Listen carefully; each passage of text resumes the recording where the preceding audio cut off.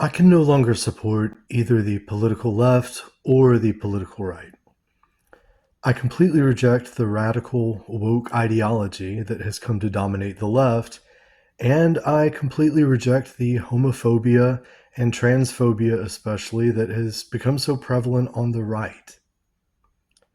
As LGBT issues have come to the forefront and become so central to the political debate, I find that neither side presents a moral and rational position. On one hand, if I want to stand up for gay and trans rights, I find myself forced to support the most insane, radical, woke ideology and deny science and biology. On the other hand, if I want to defend science, biology, truth, and traditional Western culture, I find myself forced to support homophobia and transphobia. Neither choice is acceptable to me. I stand on the side I've always tried to stand on. I stand on the side of reason and liberty. And sometimes it feels like I stand alone. Why can't we stand up for gay rights and also defend traditional marriage and family values? I've already done a whole speech about my view on gay marriage. In short, I defend the traditional definition of marriage within our culture as being a monogamous, lifelong union between a man and a woman. But I also 100% defend the right of individuals to have whatever sort of consensual relationship they wish to have, whether it's with someone of the same sex or opposite sex. I'm just against changing the definition of marriage to include those alternative relationships.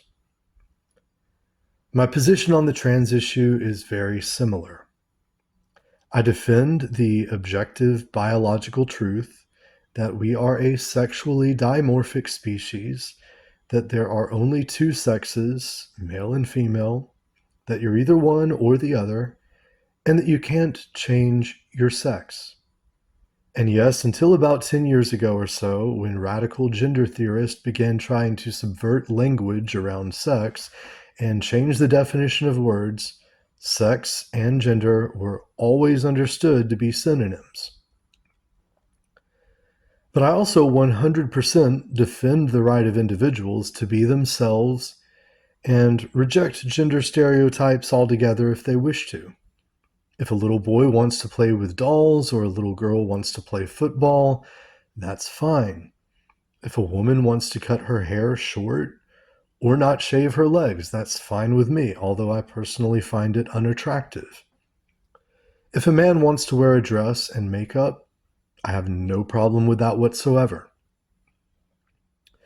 If a woman wants to take testosterone, or if a man wants to take estrogen, or if a woman wants a double mastectomy and a man wants breast augmentation, it's their choice, and it doesn't affect me in any way. They're free to do what they want. And I don't have any objection to referring to a woman as he, him, or referring to a man as she, her, if they identify as and present as the opposite sex. I just see this as being polite and respectful. I don't even have a problem referring to either a man or a woman as they, them, if they don't identify with either gender. Notice that even in that sentence, I used they to refer to this hypothetical person of unknown gender. I said, if they don't identify with either gender. The truth is, we do this all the time in the English language in everyday speech.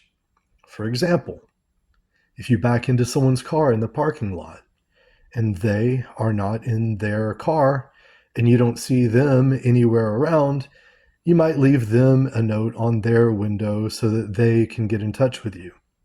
If you lose your phone, you might hope that if someone finds it, they return it. So they, them pronouns can be either singular or plural and can be used to refer to an individual when their gender is unknown. So what's the problem? I don't agree that trans women are women, Trans women are men. Simply for stating this obvious, objective, biological truth, I will be called transphobic by the unhinged, radical, woke left. Yet I support trans rights. I'm absolutely against any hate, discrimination, bullying, or harassment against trans individuals. I don't believe in stigmatizing mental illness, whether it's gender dysphoria, bipolar disorder, attention deficit disorder, obsessive compulsive disorder, autism, post traumatic stress disorder, or anything else. I myself have more than one of these, but for now I don't wish to share which ones. But I'm against denying employment to a veteran simply because he has PTSD. And in the same way, I'm against rejecting someone from serving in the military simply because they have gender dysphoria.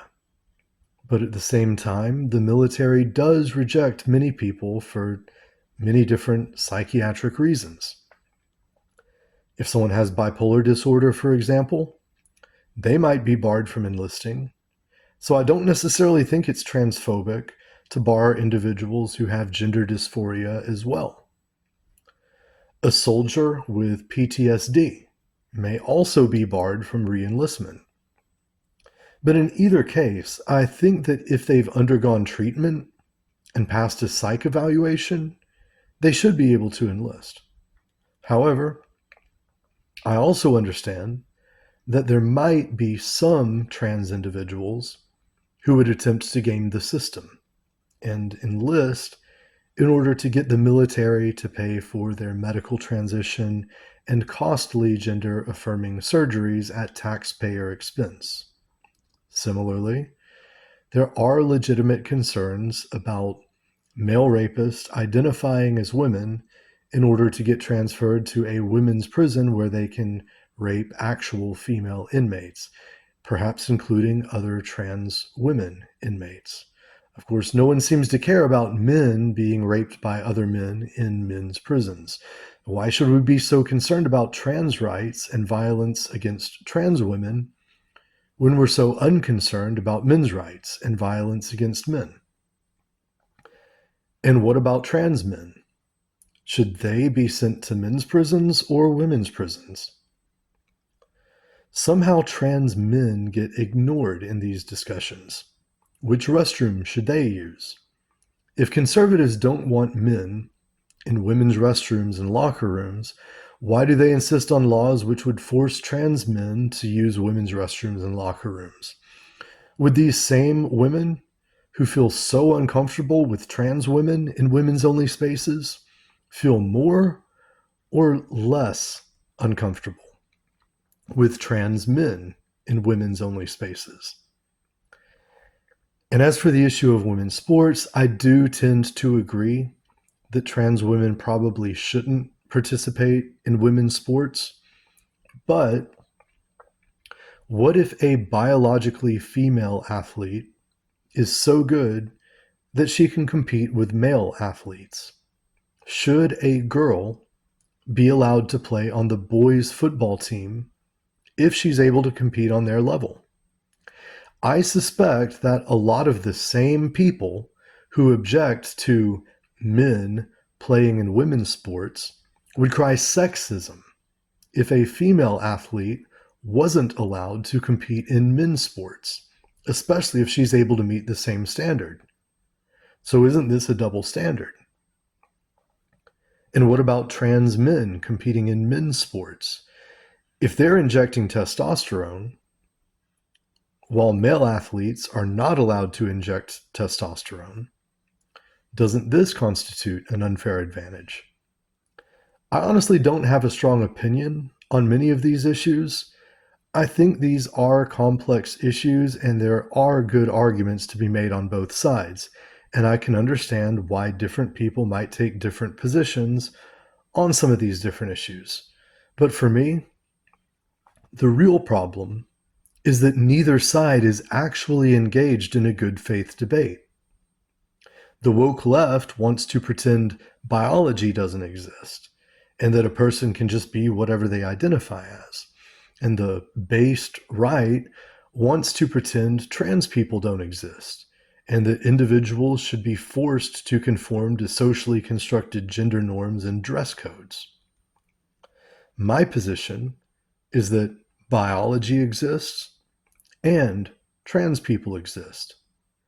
I don't believe that a person can change their biological sex just by identifying as the opposite gender, and I do believe that biological differences between men and women do actually matter when it comes to certain policies, but I also don't believe that an individual should be forced to conform to arbitrary gender roles or denied the same opportunities as someone else just based on sex. And I don't think we can solve these issues as a society until the left accepts biological reality and the right accepts trans people and affirms their right to be themselves. Maybe the way we frame some of these issues is simply wrong. Maybe instead of talking about men and women's prisons, we should talk about comprehensive reform in our prison system.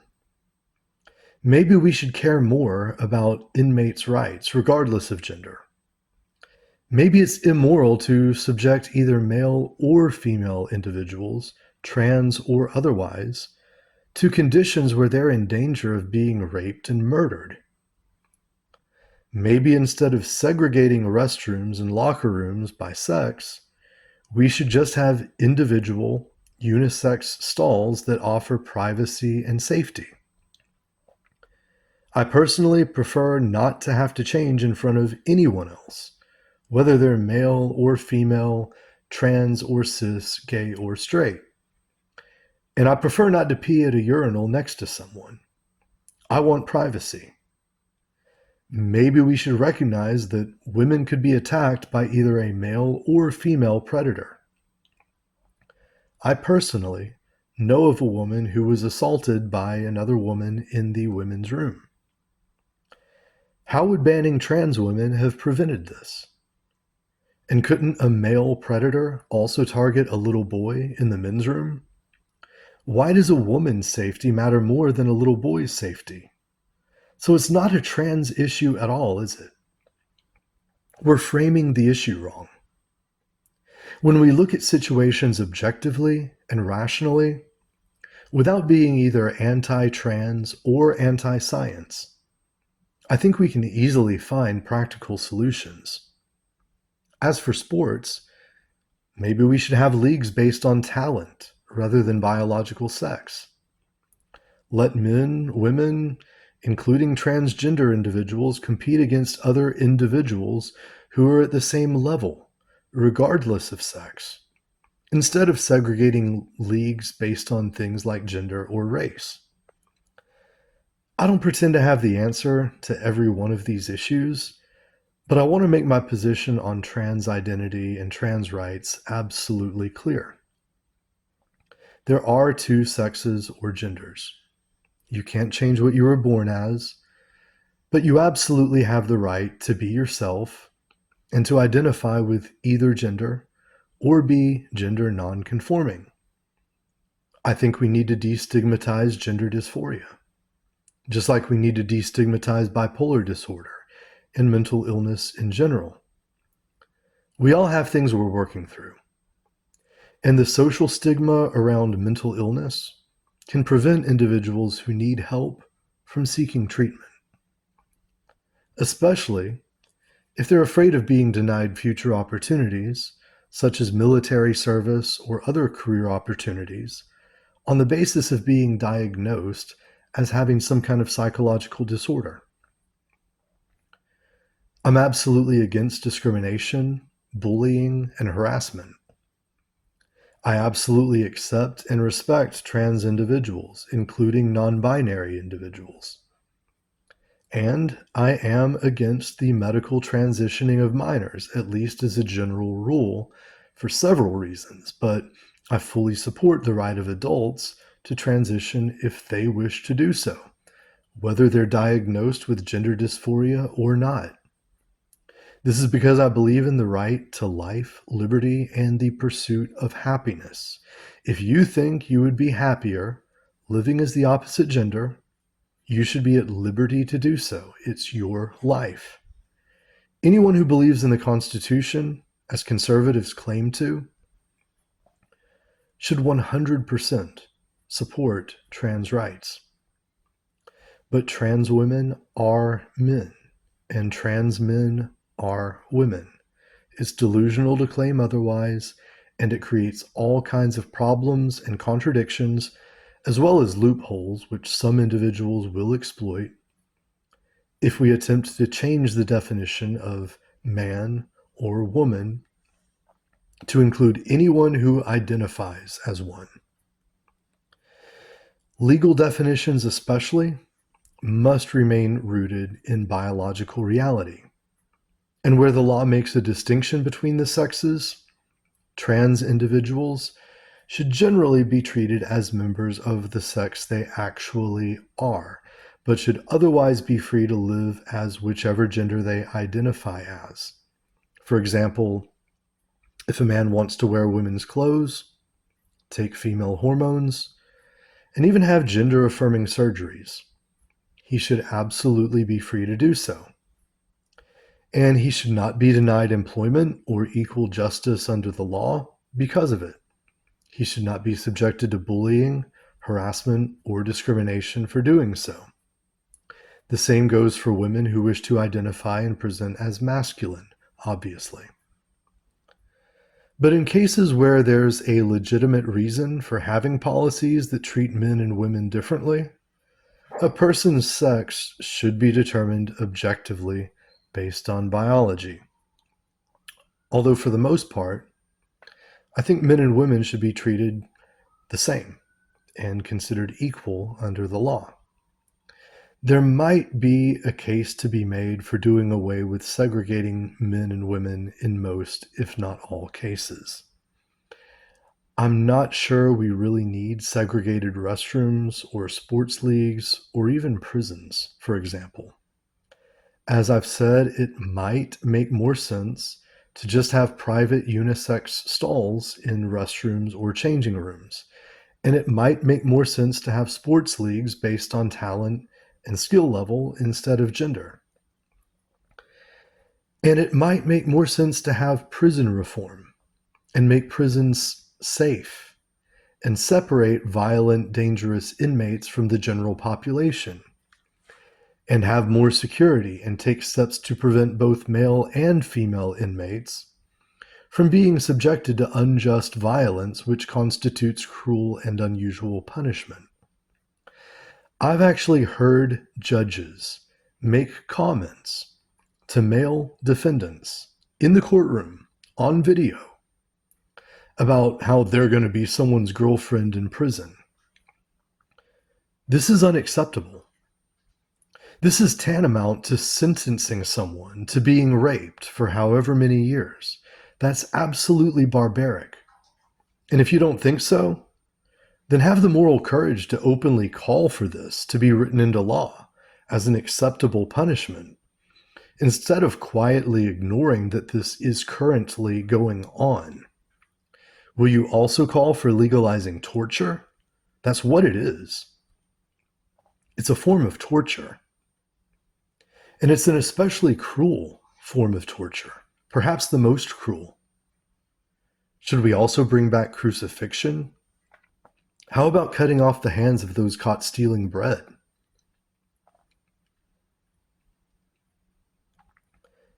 Yet these same so-called conservatives who argue loudly against the cruelty of Sharia law in certain Middle Eastern countries are absolutely silent or even laugh about inmates in our own prisons, some of whom undoubtedly have been wrongly convicted, being subjected to being raped and stabbed to death in our own prisons, sometimes for nonviolent crimes. And then they pretend to be concerned about male rapists in female prisons. I condemn the hypocrisy of so-called conservatives who only pretend to believe in the Constitution and Bill of Rights and principles of liberty and justice. And I condemn the hypocrisy of liberals who scream that conservatives are trying to erase trans people and deny their existence, while they go about trying to erase women and deny their existence. For too long, there's been no conservative alternative to the radical woke leftist LGBT movement. Is it any surprise that a majority of gay and trans individuals align with the radical left when the conservative right completely rejects them? I personally know several gay and trans people who supported Trump, yet it's hard to support someone who doesn't truly support you. Many in the LGBT community are dissatisfied with the left or disagree with leftist solutions to problems facing members of the LGBT community. But where are the conservative counter solutions? The problem is that the right has abandoned not only gay and trans people, but has abandoned their own conservative and libertarian principles as well. Ben Shapiro has suggested that it should be a crime to cross-dress in public. Yet he rails against the left for censoring free speech. Should individuals be free to express themselves, or shouldn't they? Fashion is expression. Individuals should be free to express conservative opinions online or on college campuses. I agree, Ben. But you want to deny individuals the freedom to express their gender identity or simply their own personal sense of style and dictate what they can wear? He is so quick to point out the contradictions in other people's arguments, yet is shockingly blind to those in his own.